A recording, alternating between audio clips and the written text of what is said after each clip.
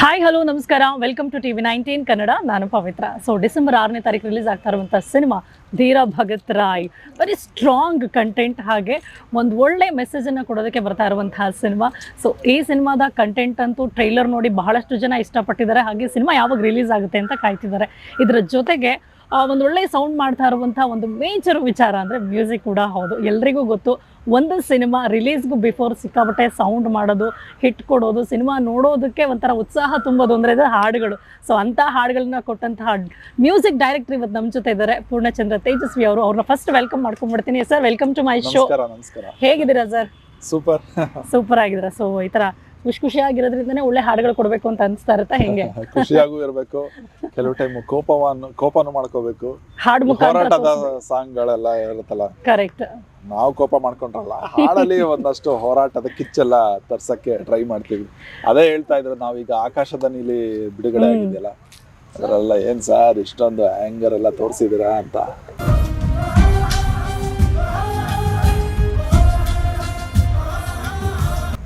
ಈಗಷ್ಟೇ ನಾನು cinema hero Rakesh ಅವ್ರ ಜೊತೆ ಮಾತಾಡ್ಬೇಕಾದ್ರೆ ಹೇಳಿದ್ರು, ಹಾಡುಗಳಂತೂ ಮೇಡಮ್ ಎಂಥ ಹಾಡು ಮಾತ್ರ, ಹಾಡುಗಳಾಗಲಿ ಅಥವಾ ಈ ಕಥೆ ಆಗಲಿ ಈ ಸಿನಿಮಾ ಆಗಲಿ ಯಾವತ್ತಿಗೂ ಹಳೇದಾಗಲ್ಲ, ಪ್ರತಿ ಜನ್ರೇಷನ್ಗೂ ಬೇಕಾಗುವಂಥದ್ದು. ಹಂಗೆ ಹಾಡುಗಳಂತೂ ಎಲ್ಲ ಟೈಮಲ್ಲೂ ಬಳಸ್ತಾರೆ, ಹಂಗಿದೆ ಅಂತ. ಆಮೇಲೆ ನಮ್ಗೆ ಏನಾಗುತ್ತೆ, ಎಲ್ಲಾ ಫಿಲಮಲ್ಲೂ ಈ ತರ ಹಾಡುಗಳು ಸಿಗಲ್ಲ. ಹೌದು, ಯೂಶುವಲಿ ಲವ್ ಸ್ಟೋರಿ, ಥ್ರಿಲ್ಲರ್ ಈ ತರದೆಲ್ಲ ಮಾಡ್ತಿರ್ತೀವಿ.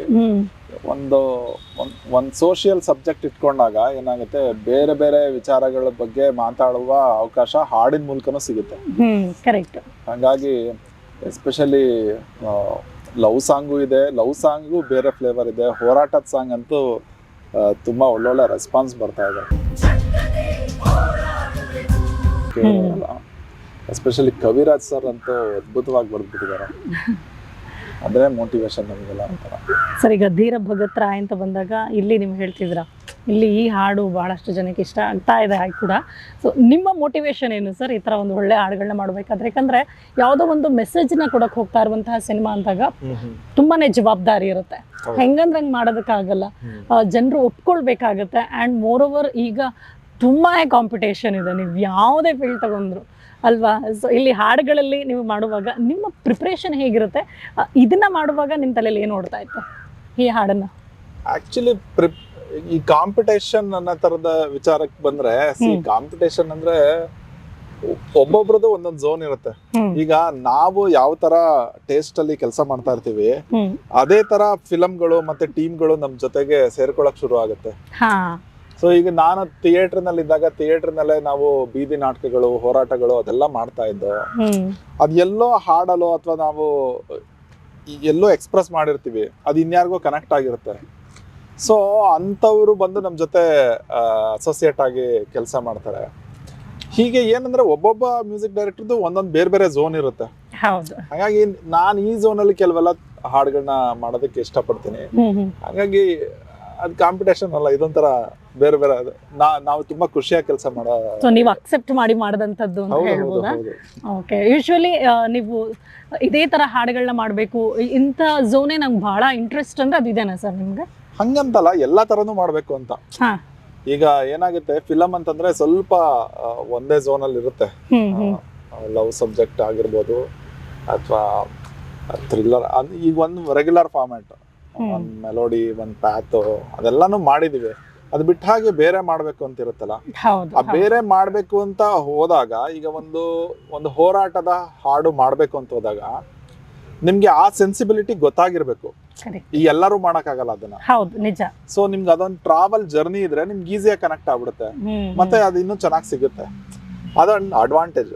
ಆವಾಗ ನಮಗೂ ಏನಂತಂದ್ರೆ, ಇದನ್ನು ನಾವು ಎಫಿಷಿಯೆಂಟ್ ಆಗಿ ಮಾಡ್ಬೋದು ಅನ್ನೋ ಒಂದು ಕಾನ್ಫಿಡೆನ್ಸ್. ವಿಚಾರ ತಿಳ್ಕೊಂಡಾಗ ಅದನ್ನ ನಿಮ್ದೇ ಆದಂತ ರೀತಿಯಲ್ಲಿ ಹೇಗೆ ಮುಟ್ಟಿಸ್ಬೋದು ಅನ್ನೋದೊಂದು ನಿಮಗ್ ಗೊತ್ತಾಗುತ್ತೆ. ಸರ್, ಈ ಸಿನಿಮಾದಲ್ಲಿ ಹಾಡು ಮೂಡ್ ಬಂದ ನಂತರ ನಿಮ್ಗೇನು ಅನಿಸ್ತು? ಎಸ್, ತುಂಬಾ ಚೆನ್ನಾಗಿ ಬಂದಿದೆಯಪ್ಪ ನಾ ಅನ್ಕೊಂಡಂಗೆ, ಅಥವಾ ಈ ಕಥೆಗೆ ತಕ್ಕ ಹಾಗೆ? ಯಾಕಂದ್ರೆ ಒಬ್ಬ ಡೈರೆಕ್ಟರ್ ಆಗ್ಲಿ, ಇಡೀ ಟೀಮ್ದು ಒಂದು ಟೆಕ್ನಿಕಲ್ ಟೀಮ್ನ ತಗೊಳ್ಳಿ, ಇಡೀ ಟೀಮ್ನ ತಗೊಂಡಾಗ ಈ ಸಿನಿಮಾ ರೀಚ್ ಆಗ್ಬೇಕು ಅನ್ನೋದು ಒಂದಷ್ಟೇ ಇರುತ್ತೆ. ರಿಲೀಸ್ ಒಂದು ಜನ ಒಪ್ಕೊಳ್ಳೋ ತನಕ ನೀವು ಹಾಡು ಪ್ರಿಪೇರ್ ಆದ ನಂತರ, ರೆಡಿ ಆದ ನಂತರ, ಔಟ್ಪುಟ್ ಬಂದ ನಂತರ ನಿಮ್ಮ ಫೀಲ್ ಹೇಗಿತ್ತು? ಹಾಡು ಒಂದೇನಂತಂದ್ರೆ ನಾನು ವರ್ಕ್ ಮಾಡೋ ಫಿಲಮ್ಗಳಲ್ಲೆಲ್ಲ ಏನಂತಂದ್ರೆ ಆದಷ್ಟು ಸಬ್ಜೆಕ್ಟ್ ಓರಿಯೆಂಟೆಡ್ ಆಗೇ ಇರುತ್ತೆ most of the film. So film subject ಏನ್ ಬೇಕು ಅದನ್ನ ಜಾಸ್ತಿ ಯೋಚನೆ ಮಾಡ್ತಿರ್ತೀವಿ.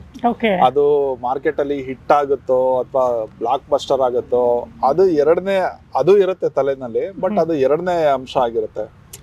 ಹಾಗಾಗಿ ಫಸ್ಟ್ ನಮ್ಗೆ ಸ್ಯಾಟಿಸ್ಫ್ಯಾಕ್ಷನ್ ಸಿಗೋದು ಒಂದು ಡೈರೆಕ್ಟರ್ಗೆ ಅವ್ರು ಅನ್ಕೊಂಡಿರೋ ಕತೆ ನಮ್ಮ ಹಾಡಿನ ಮೂಲಕ ರೀಚ್ ಆಗ್ತಿದ್ಯಾ ಅಥವಾ ಹಾಡು ಅದನ್ನೇ ಹೇಳ್ತಾ ಇದೆಯಾ ಅನ್ನೋದು ಒಂದು. ಸೊ ಅಲ್ಲಿ ಡೈರೆಕ್ಟರ್ ಖುಷಿ ಆಗ್ಬಿಡ್ತಾರೆ. ಇನ್ನೊಂದೇನಂದ್ರೆ ನಮಗೆ ಈ ತರದ್ದೇನೋ ಬೇರೆ ಹಾಡ್ ಮಾಡ್ತಾ ಇದ್ದೀವಿ, ಅದಕ್ಕೆ ನ್ಯಾಯ ಒದಗಿಸಿದೀವಿ ಅನ್ನೋದು ನಮ್ಗೆ ಖುಷಿ ಆಗಿರುತ್ತೆ. ಅದೆರಡು ಖುಷಿ ಆದಾಗ ಅಫ್ಕೋರ್ಸ್ ಆಡಿಯನ್ಸ್ಗೂ ಅದು ಇವರೇನೋ ಬೇರೆ ಮಾಡಿದ್ದಾರೆ ಅಂತ ಖುಷಿ ಕೊಡ್ತಾರೆ. ಈ ಕ್ರೈಟೀರಿಯಾ ಸರ್. ಈಗ ನೀವು ಬರ್ತಾ ಇರೋ ಸಿನಿಮಾಗಳೆಲ್ಲ ನೋಡ್ತಾ ಇದ್ರಿ, ಇದ್ರ ಮಧ್ಯೆ ಒಂದಕ್ಕೊಂದಕ್ಕಿಂತ ಸಿನಿಮಾಗಳು, ಕೆಲವೊಂದು ಸಿನಿಮಾಗಳಂತೂ ನಿಜವಾಗ್ಲೂ ಬಂದು ಹೋಗಿರೋದೇ ಗೊತ್ತಾಗಲ್ಲ. ಬಟ್ ಈ ಸಿನಿಮಾ ಬಗ್ಗೆ ನೀವೇನು ಹೇಳ್ತೀರಾ? ಹಾಡು ಅನ್ನೋದನ್ನ ಸಪ್ರೇಟ್ ಆಗಿಟ್ಟು ಮ್ಯೂಸಿಕ್ ಬಿಟ್ಟು ಧೀರ ಭಗತ್ ರಾಯ್ ಅಂದಾಗ ಈ ಸಿನಿಮಾ ಬಗ್ಗೆ ನೀವೇನು ಹೇಳೋದಕ್ಕೆ ಇಷ್ಟಪಡ್ತೀರಾ? ಅದೇ ಮುಖ್ಯ. ಆಕ್ಚುಲಿ ಏನಾಗುತ್ತೆ ಇಂಟರ್ವ್ಯೂಗಳಲ್ಲಿ, ಈಗ ಮ್ಯೂಸಿಕ್ ಡೈರೆಕ್ಟರ್ ಸಿಕ್ಕಿದ ತಕ್ಷಣ ಮ್ಯೂಸಿಕ್ ಬಗ್ಗೆನೇ ಕೇಳ್ತಿರ್ತಾರೆ, ಈಗ ಡೈರೆಕ್ಟರ್ ಸಿಕ್ಕಿದ ತಕ್ಷಣ ಕತೆ ಬಗ್ಗೆ ಕೇಳ್ತಿರ್ತಾರೆ. ಆಕ್ಚುಲಿ ನಮ್ಮ ಹತ್ರ ನೀವು ಡೈರೆಕ್ಟರ್ ಬಗ್ಗೆ ಕೇಳಬೇಕು, ಅಥವಾ ಹೀರೋ ಬಗ್ಗೆ ಕೇಳಬೇಕು, ಅಥವಾ ಫಿಲಮ್ ಬಗ್ಗೆ ಕೇಳಬೇಕು. ನಾವೆಲ್ಲ ನೋಡಿರ್ತೀವಿ. ಇದು ಇಂಟ್ರೆಸ್ಟಿಂಗ್ ಕ್ವಶನ್. ಸೊ ಅವಾಗ ನಮ್ಗೆ ಹೇಳಕ್ ಒಂದಷ್ಟು ವಿಷಯಗಳಿರುತ್ತೆ. ನೋಡಿ, ಈಗ ಈ ಫಿಲಮ್ ನಲ್ಲಿ ನಮ್ಗೆ ಮೊದ್ಲಿಂದನು ತುಂಬಾ ಅಂದ್ರೆ ಎಕ್ಸೈಟಿಂಗ್ ಮತ್ತೆ ಖುಷಿ ಆಗೋ ವಿಚಾರ ಅಂತಂದ್ರೆ ಡೈರೆಕ್ಟರ್ ಕರ್ಣನ್ ಅವರು ಬಿಗಿನಿಂಗ್ ಇಂದನು ಒಂದು ಕತೆ ಮಾಡ್ಕೊಂಡು, ಆ ಕತೆ ಏನಂತಂದ್ರೆ ಯೂಶಲಿ ಎಲ್ಲಾರು ಫಿಲಮ್ಗೋಸ್ಕರ ಒಂದಷ್ಟು ಕತೆಗಳು ಮಾಡಿರ್ತಾರೆ. ಕೆಲವು ಡೈರೆಕ್ಟರ್ಗಳು ತುಂಬಾ ಅವ್ರಿಗೆ ಮನ್ಸಿಂದ ಹೇಳ್ಬೇಕು ಅನ್ನೋ ತರ ಕತೆಗಳಿರುತ್ತೆ. ಇದು ಅವ್ರ ಊರಿನಲ್ಲಿ ನೋಡಿ ಮತ್ತೆ ಅನುಭವಿಸಿ ಸುತ್ತಮುತ್ತ ಇರೋರು ಅದರ ಒಂದೇನಿದೆ ಆ ಎಫೆಕ್ಟ್ ನ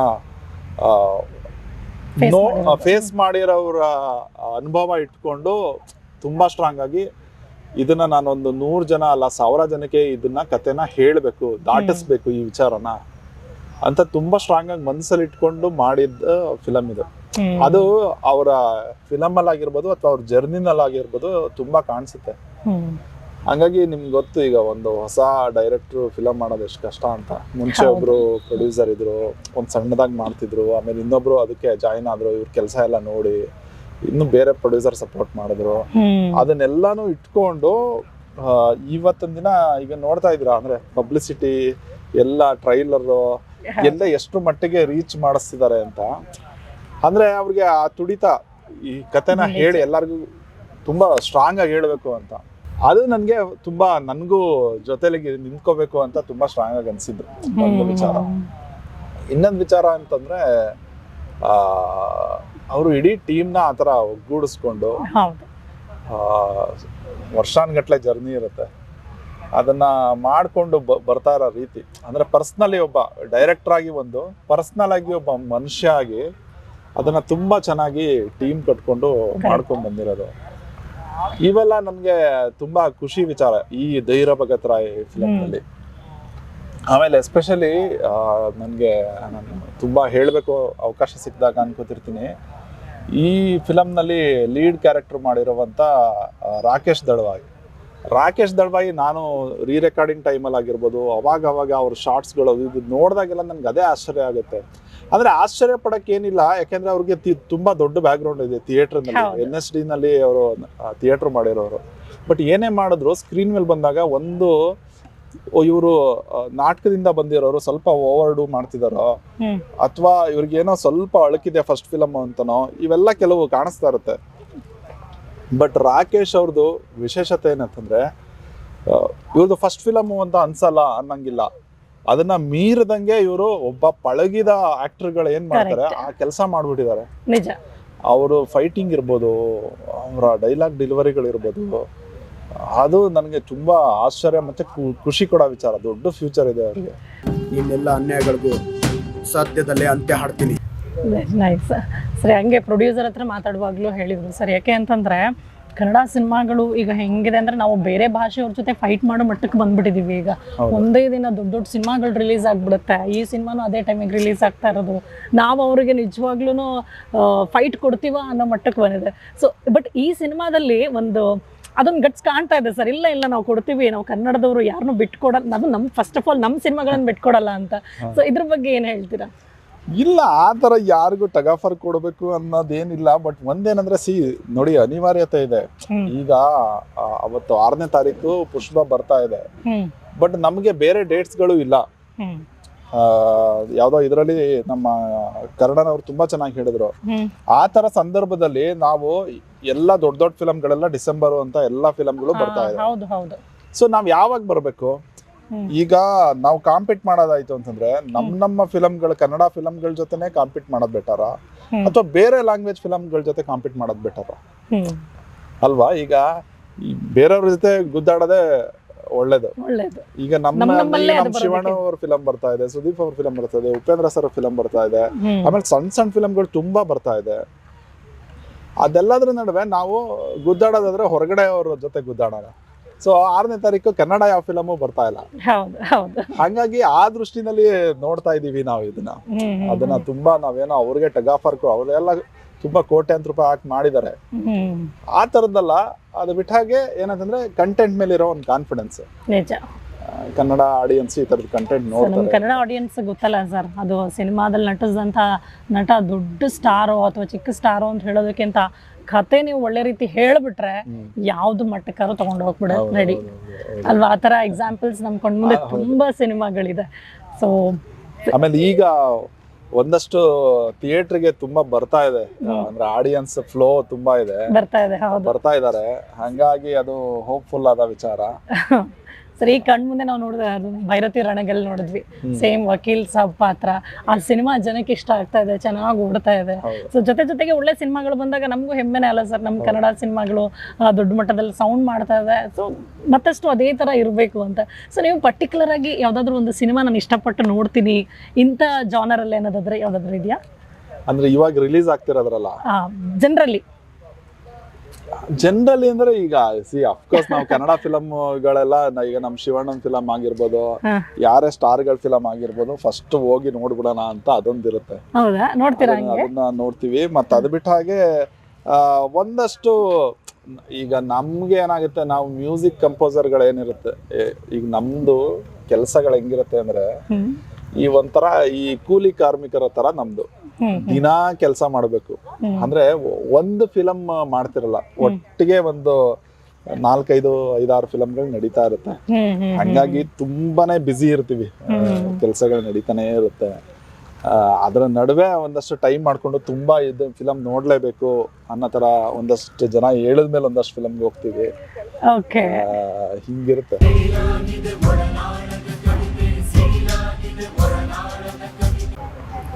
ಸರ್, ಹಾಗೆ ಇನ್ನು ಇದೇ ಸಿನಿಮಾದ ಬಗ್ಗೆ ನಾವು ಮಾತಾಡಿದ ಹಾಡುಗಳ ಬಗ್ಗೆ ಬಂದರೆ, ಆಕಾಶದ ನೀಲಿ ಹಾಡಂತೂ ಈಗ ನಿಮಗೂ ಪರ್ಸನಲಿ ಇಷ್ಟ ಆಗಿದೆ ಅಂತ ಕೇಳ್ಪಟ್ವಿ. ಹೆಂಗೆ? ಆಕಾಶದ ನೀಲಿಯದ್ದು ಬಂದು ಅದು ನಮ್ಮ ಕವಿರಾಜ್ ಸರ್ ಲಿರಿಕ್ ಬರ್ದಾದ್ಮೇಲೆ ತುಂಬಾ ಕಾಡ್ತಾ ಇತ್ತು ನಮ್ಗೆ, ಇದನ್ನ ಏನಾದ್ರು ಮಾಡಿ ದೊಡ್ಡ ಮಟ್ಟಕ್ಕೆ ಮಾಡ್ಬೇಕು ಅನ್ನೋ ತರದಲ್ಲಿ. ಆ ತರ ಇದ್ದಾಗ ದುನಿಯಾ ವಿಜಯ್ ಸರ್ ಕೇಳಿದ್ರು ಅದು ಹಾಡನ್ನ, ಅದಕ್ಕೆ ಟ್ರ್ಯಾಕ್ ಕೇಳಿದ್ರು. ಕೇಳ್ಬಿಟ್ಟು ಇದು ತುಂಬಾ ದೊಡ್ಡದಾಗಿ ರೀಚ್ ಆಗ್ಬೇಕು, ಇದನ್ನ ನವೀನ್ ಸಜ್ಜು ಹತ್ರ ಎಲ್ಲ ಹಾಡಿಸಿ ಇದ್ ಮಾಡೋಣ ಅಂದ್ಬಿಟ್ಟು ಅವರೇ ಫೋನ್ ಮಾಡಿ ಇಮಿಡಿಯೇಟ್ ಆಗಿ ನವೀನ್ ಸಜ್ಜು ಬಂದು ಹಾಡಿ, ಮತ್ತೆ ನಾನು ಅವರು ಇಬ್ರು ಸೇರ್ಕೊಂಡು ಒಂದು ಪ್ರಮೋಷನಲ್ ಸಾಂಗ್ ಮಾಡಿದೀವಿ. ಅದೇನಾಗುತ್ತೆ, ಕೆಲವು ಸಾಂಗ್ಗಳು ಮಾತ್ರ ನಾವು ಜೊತೆಗಿದ್ದು ಮಾಡ್ಬೇಕು ಅಂತ ಅನ್ಸುತ್ತೆ. ಈಗ ನಾವು ಬಾರಿಸು ಕನ್ನಡ ನಿಮ್ಮ ಮಾಡಿದ್ದು, ಅದ್ ಬಿಟ್ಟ ಹಾಗೆ ಇದೇನೆ ಒಂದ್ ತರದಲ್ಲಿ ನಾನು ಅದ್ರಲ್ಲಿ ಅಂದ್ರೆ ಪ್ರಮೋಷನಲ್ ಸಾಂಗ್ ಅಲ್ಲಿ ಇನ್ವಾಲ್ವ್ ಆಗಿ ಮಾಡಿದೀವಿ. ಅದೊಂದು ಸುಮಾರು ದಿನ ಆದ್ಮೇಲೆ ಖುಷಿ ಕೊಡುವಂತ ಕೆಲಸ. ಅದೊಂದು ಯೂಟ್ಯೂಬ್ ನಲ್ಲಿದೆ, ಆಡಿಯೋ ಯೂಟ್ಯೂಬ್ ಚಾನಲ್ ನಲ್ಲಿದೆ. ಸೊ ನೋಡ್ಬೋದು ಎಲ್ಲರೂ. ಶುರುವಾಗಿದೆ ಅಭಿಮಾನದ ಸಮರ, ಕೊರೆತಾಗಿದೆ ಮುನ್ನಡೆಸುವ ತೀರ. ಇದೇ ತರ ಬ್ಯುಸಿ ಆಗಿರಿ, ಒಳ್ಳೆ ಹಾಡುಗಳನ್ನ ಕೊಡ್ತಾ ಇರಿ. ಹಾಡುಗಳ ಮುಖಾಂತರ ನಮ್ಮ ಎಷ್ಟೋ ಸಿನಿಮಾಗಳು ಹಿಟ್ ಆಗಿದೆ. ಸೊ ನಿಮ್ಮ ಅಪ್ಕಮಿಂಗ್ ಪ್ರಾಜೆಕ್ಟ್ ಬಗ್ಗೆ ನಮ್ಗೆ ಹೇಳೋದಾದ್ರೆ? ಅಪ್ಕಮಿಂಗ್ ಪ್ರಾಜೆಕ್ಟ್ ಸುಮಾರು ಇದೆ. ರಿಲೀಸ್ ಆಗೋದು 1-2-3 ಫಿಲಮ್ಗಳಿದೆ. ಚಿಕ್ಕಿಯ ಮೂಗುತಿ ಅಂತ ಇದೆ, ಮತ್ತೆ ಶೇಷ ಅಂತ ಒಂದಿದೆ ಮಲಯಾಳಂ ಮತ್ತೆ ಕನ್ನಡ ಫಿಲಮ್, ಮತ್ತೆ KJQ ಅಂತ ಒಂದು ತೆಲುಗು ಫಿಲಂ ಮಾಡ್ತಾ ಇದೀವಿ. ಅದ್ರದ್ದು ಈಗ ಪ್ರೆಸೆಂಟ್ ಆಗಿ ಕೆಲಸಗಳು ನಡೀತಾ ಇದೆ. ಅದ್ರೊಂದು 8-9 ಸಾಂಗ್ಗಳಿದೆ. ಹಿಂಗೆ ನಡೀತಾ ಇದೆ. Sir, thank you so much. Thank you very much sir. All the very best. ಇದೇ ತರ ಒಳ್ಳೆ ಸಾಂಗ್ಸ್ ಗಳನ್ನ ಕೊಡ್ತಾರೆ. Thank you so much.